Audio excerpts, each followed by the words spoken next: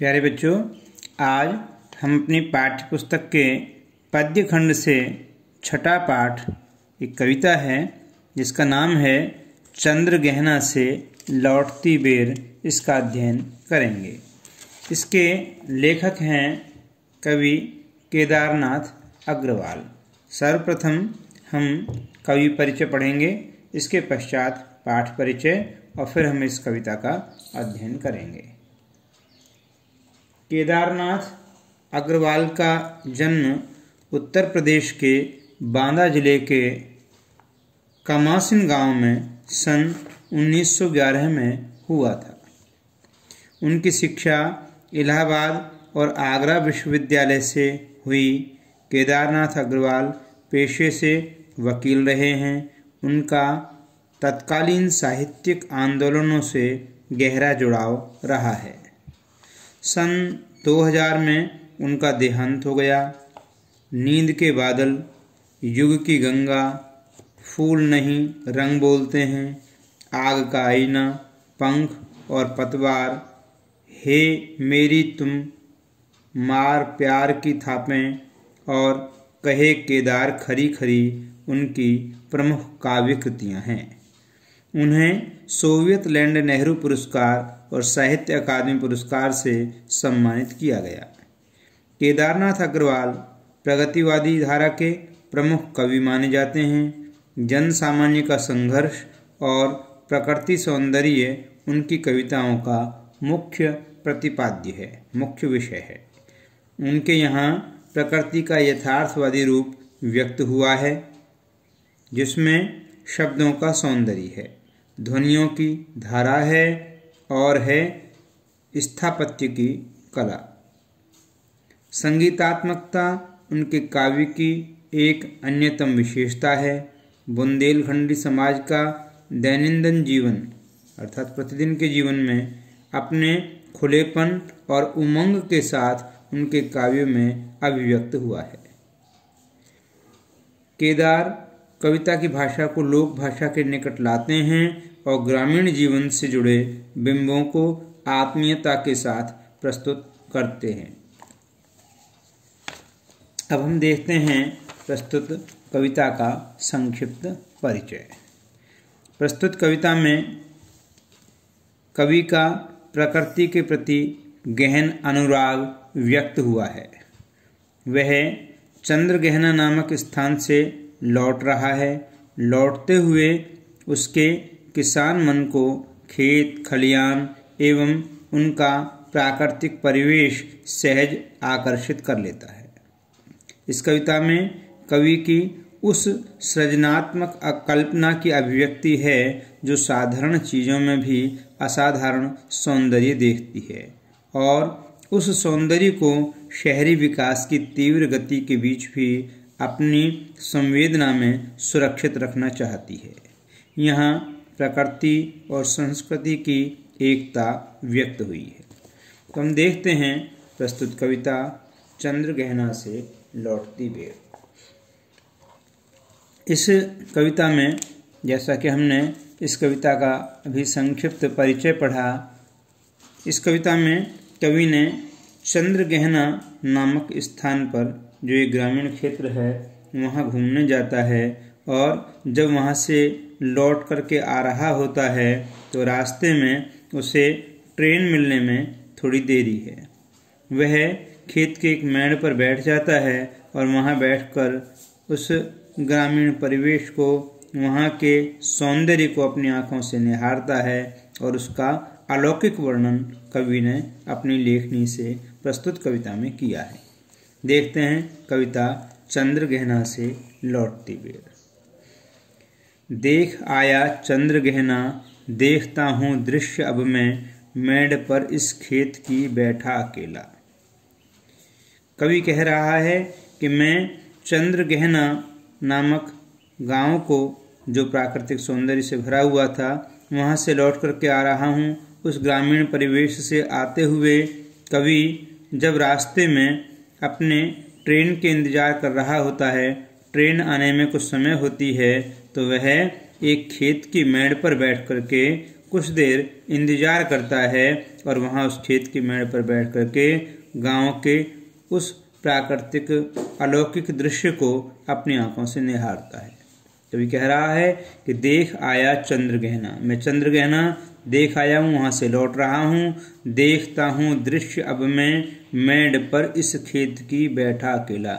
मैं अब गांव के एक खेत की मेड़ पर अकेला बैठा हुआ हूँ और गांव के प्राकृतिक दृश्य को अपनी आंखों से निहार रहा हूँ। कवि क्या देखता है कि एक बीते के बराबर यह हरा ठिगना चना बांधे मुरेठा शीश पर छोटे गुलाबी फूल का सजकर खड़ा है।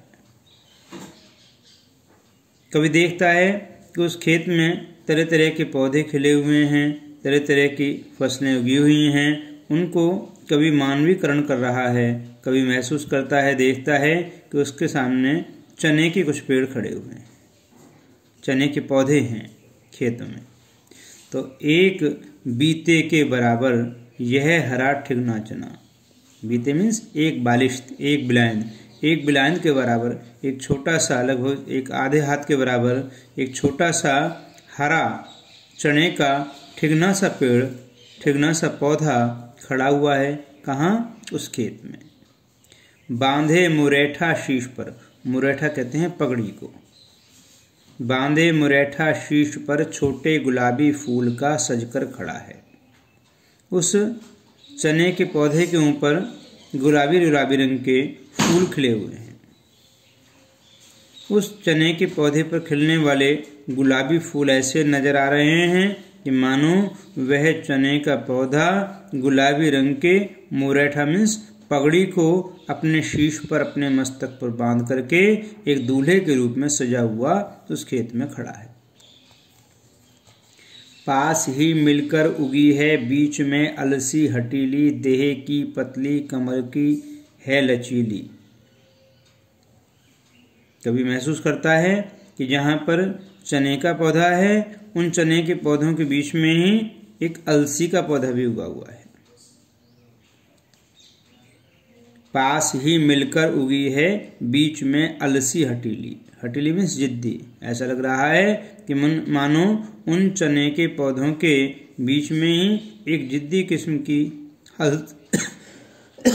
अलसी वहां उगी हुई है। पास ही मिलकर उगी है बीच में अलसी हटीली, देह की पतली कमर की है लचीली। अलसी का पौधा बहुत पतला होता है। उसकी जो तना होता है बहुत नाजुक होने के कारण थोड़ी सी हवा में वह हिलने लगता है, झुक जाता है, और जैसी हवा रुकती है वह पुनः खड़ा हो जाता है। तो कवि ने उस अलसी के पौधा जिसका तना बहुत कमजोर है, उस अलसी के पौधे को मानो एक नायिका की उपमा दी है कि मानो एक नायिका खड़ी हुई है। वो अलसी के पौधा रूपी नायिका वो जो खड़ी हुई है, उसकी देह कैसी है? पतली, और कमर उसकी है लचीली। देह की पतली कमर की है लचीली। नील फूले फूल को सिर पर चढ़ाकर, और उस अलसी के पौधे में कैसे रंग के फूल उगे हुए हैं? नीले रंग के फूल उगे हुए हैं। ऐसा लग रहा है कि मानो वह अपने उन नीले रंग के फूलों को अपने सर पर तान करके, अपने सर पर लगा करके कह रही है जो छुए यह दूं हृदय का दान उसको। मानो वह अलसी रूपी नायिका यह कह रही है उन नीले पुष्पों को अपने मस्तक पर रख करके कि जो मेरे इन मस्तक पर रखे हुए पुष्पों को छुएगा, मैं उसे अपने हृदय का दान देने को तैयार हूँ, अर्थात मैं उससे प्रेम करने को तैयार हूँ। कह रही है जो छुए यह दूं हृदय का दान उसको, और सरसों की न पूछो हो गई सबसे सयानी। कभी खेत में महसूस कर रहा है कि सरसों के भी पौधे धीरे धीरे बड़े हो गए हैं और उन सरसों के पौधों के ऊपर पीले पीले फूल खिलने लगे हैं। कवि ने चने के पौधे का, अलसी के पौधे का, सरसों के पौधे का, इन सभी का मानवीकरण किया है। और सरसों की न पूछो हो गई सबसे सयानी। सरसों की बात मत पूछिए, वो तो ऐसा लग रहा है कि मानो सरसों रूपी नायिका सयानी हो चुकी है, विवाह योग्य हो चुकी है। हाथ पीले कर लिए हैं, ब्याह मंडप में पधारी। वो सारा का सारा खेत कैसा लग रहा है, मानो जैसे विवाह का मंडप हो और उस सरसों के पौधे के ऊपर खिलने वाले पीले फूल ऐसे लग रहे हैं कि मानो सरसों रूपी नायिका ने अपने हाथ पीले कर लिए हैं, वो विवाह के लिए तैयार होकर के विवाह के मंडप पर पधार चुकी है। फाग गाता मास फागुन आ गया है आज जैसे, और ऐसे लग रहा है कि मानो फाल्गुन का महीना आ गया है, जो अपने आप में फाल्गुन के महीने में एक विशेष गायन जो ग्रामीण अंचलों में गाया जाता है उसे कहते हैं फाग। मनोरंजनात्मक उसमें लोकगीत गाए जाते हैं। ऐसा लग रहा है कि मानो फाल्गुन का महीना फाग को गाता हुआ स्वयं ही उपस्थित हो गया हो। फाग गाता मास फागुन आ गया है आज जैसे, देखता हूं मैं स्वयंवर हो रहा है। कवि को लग रहा है कि मानो फाल्गुन का महीना है, उस फाल्गुन के महीने में लोकगीत फाग गाता हुआ मानो फाल्गुन का महीना स्वयं उपस्थित है। वो खेत खलियान विवाह के मंडप हैं, मानो उनमें स्वयंवर हो रहा है, और उस स्वयंवर में चने का पौधा जो गुलाबी रंग के फूल रूपी पगड़ी को अपने सिर पर धारण करके दूल्हे के रूप में खड़ा हुआ है, और वहीं पर अलसी और सरसों रूपी नायिका भी खड़ी हुई हैं विवाह के लिए। सारा दृश्य विवाह का सा दृश्य नजर आ रहा है कवि को। कवि कल्पना कर रहा है, देखता हूं मैं स्वयंवर हो रहा है, प्रकृति का अनुराग अंचल हिल रहा है। कवि को लग रहा है क्योंकि प्रकृति में मानो चारों ओर प्रेम की वर्षा हो रही है। इस विजन में दूर व्यापारिक नगर से प्रेम की प्रिय भूमि उपजाऊ अधिक है। कवि कह रहा है कि इस नगर में, इस क्षेत्र में, इस ग्रामीण अंचल में, इस विजन में दूर व्यापारिक नगर से प्रेम की प्रिय भूमि उपजाऊ अधिक है। इस ग्रामीण अंचल में, इस प्रकृति के मनोहारी दृश्य में ऐसा लग रहा है कि मानो प्रेम की भूमि है, जहाँ प्रेम पैदा हो रहा है। दूर व्यापारिक नगरों में, दूर व्यापारिक शहरों में इस प्रकार की चीजें दूर दूर तक देखने को नहीं मिलती।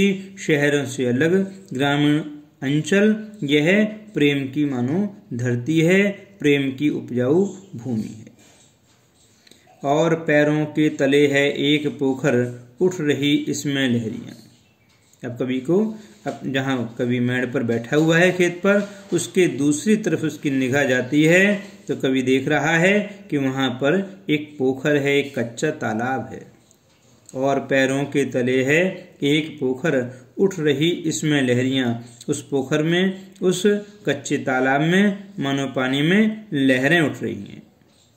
नील तल में जो उगी है घास भूरी, ले रही वह भी लहरियां।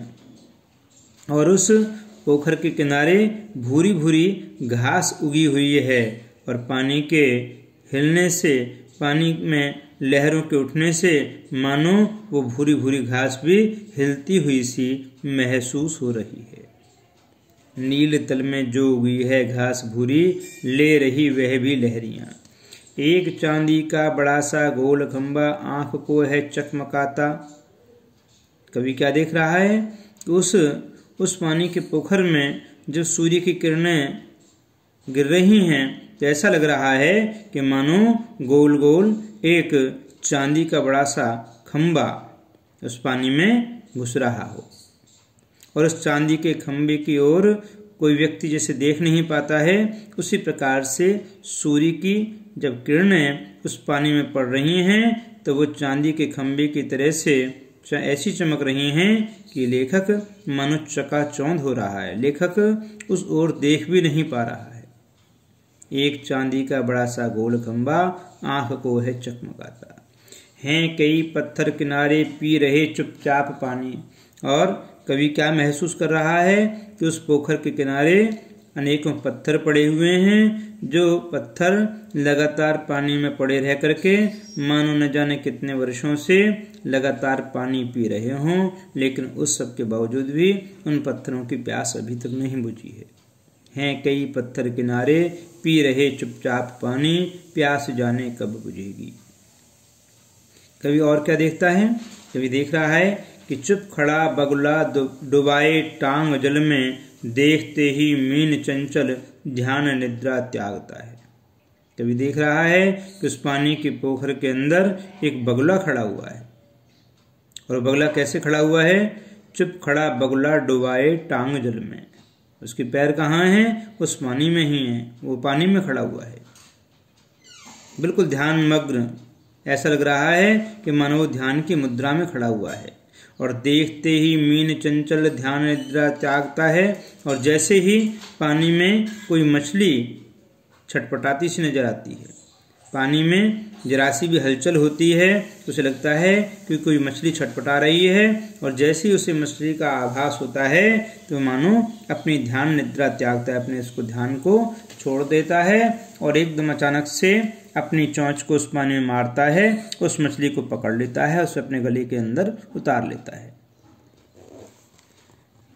चट दबाकर चोंच में नीचे गले के डालता है, उस मछली को पकड़ लेता है और उसको अपने गले के अंदर उतार लेता है। एक काले माथ वाली चतुर चिड़िया श्वेत पंखों के झपाटे मार फौरन टूट पड़ती है भरे जल के हृदय पर। एक उजली चटुल मछली चोंच पीली में दबाकर दूर उड़ती है गगन में। और कवि क्या देख रहा है? कवि देख रहा है कि उसी पानी की पोखर के ऊपर एक और चिड़िया उड़ रही है। वो चिड़िया कैसी है? एक काले माथ वाली चतुर चिड़िया। वो चिड़िया बड़ी चतुर है, इसका माथा कैसा है? काला है। एक काले माथ वाली चतुर चिड़िया श्वेत पंखों के झपाटे मार फौरन टूट पड़ती है भरे जल के हृदय पर। जैसे ही वह चतुर चिड़िया जो काले माथे वाली है वह उस पोखर के ऊपर उड़ रही है, उसके पंख कैसे हैं? श्वेत पंखों के। श्वेत पंख हैं उसके, सफेद पंख हैं।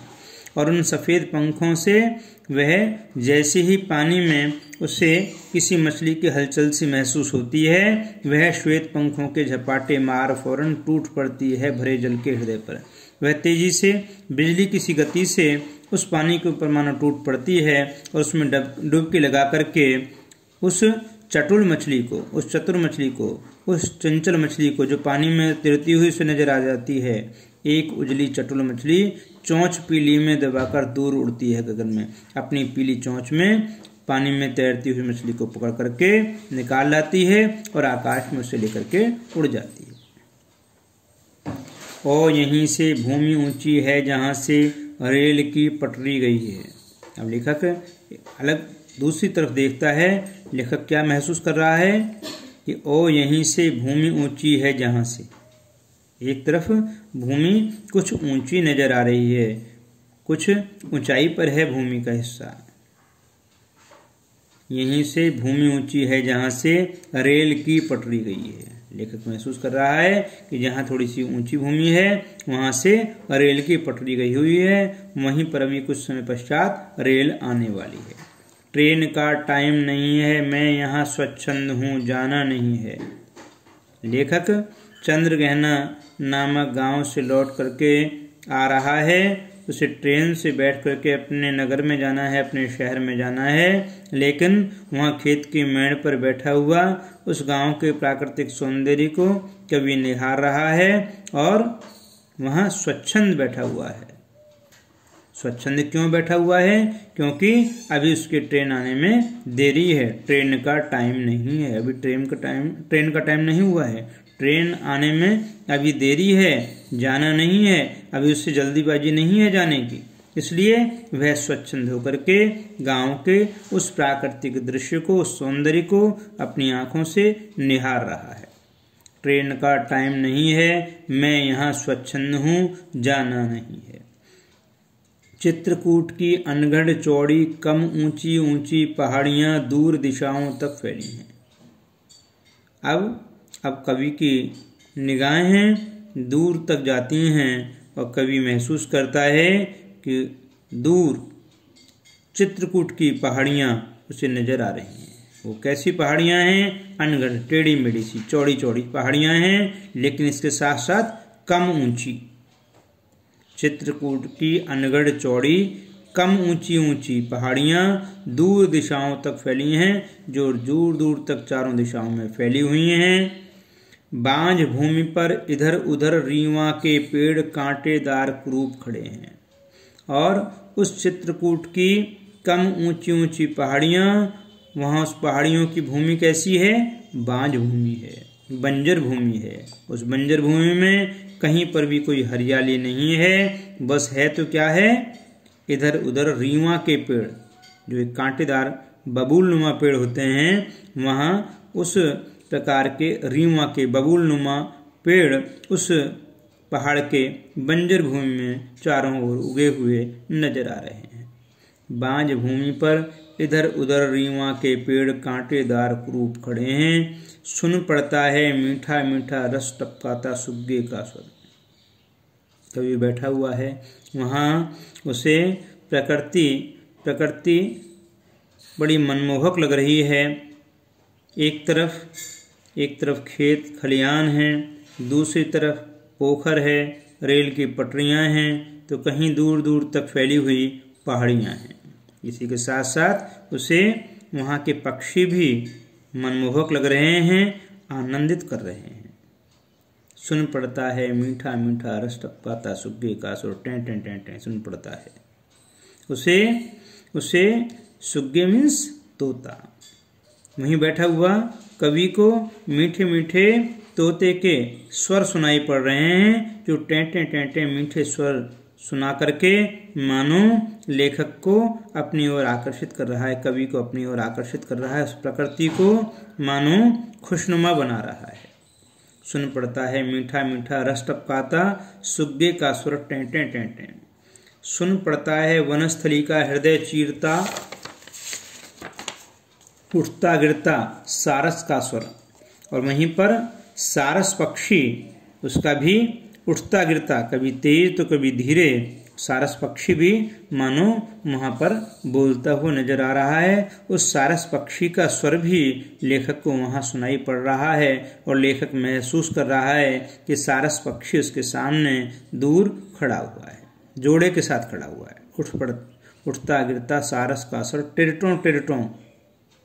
उसके सारस के पक्षी की स्वर कैसे नजर आ रहे हैं, कैसी आवाज आ रही है? टेरटों टेरटों की आवाज आ रही है।